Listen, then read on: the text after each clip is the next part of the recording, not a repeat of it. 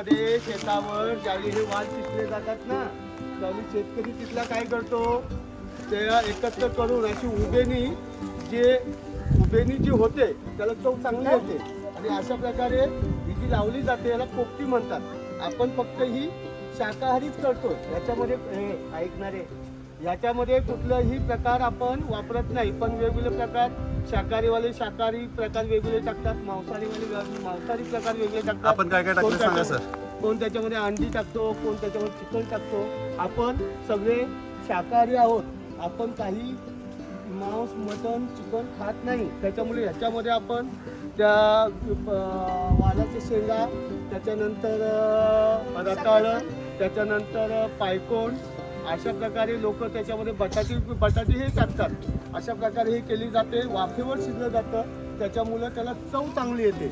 हे तुमच्यासाठीच केलं जातं. हे तुम्हालाही समजावं, हे तुम्हाला समजावं त्याची चव काय आहे हे समजावं. किंवा आपण शहराला लागून आहोत, त्याच्यामुळं खेडेपाड्यात काय चालतं हे माहीत नाही. आमच्या खेडेपाड्यात जर आलात तुम्ही तर ते संध्याकाळी चालायला जातात. ते चालायला जाताना हा प्रकार सदाच करतात.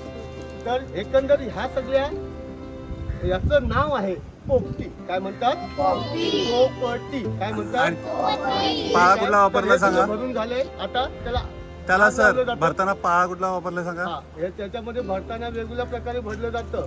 त्याच्यामध्ये आपण साधारणतः भरताना पहिल्यांदा मामरूचा पाला टाकला जातो, त्याच्यावर शेंगा टाकल्या जातात, पुन्हा तो मामरूचा पाला टाकला जातो, पुन्हा काय बटाटे म्हणा किंवा काय आपल्या जे काय ज्याला पाहिजे पदार्थ ते टाकले जातात. अशा प्रकारे पूर्ण मामरूट शेंगा, मामरूटचा पाला शेंगा अशा प्रकारे पूर्ण भरून तो ह्याच्या आपण हा डब्यामध्ये लावलाय.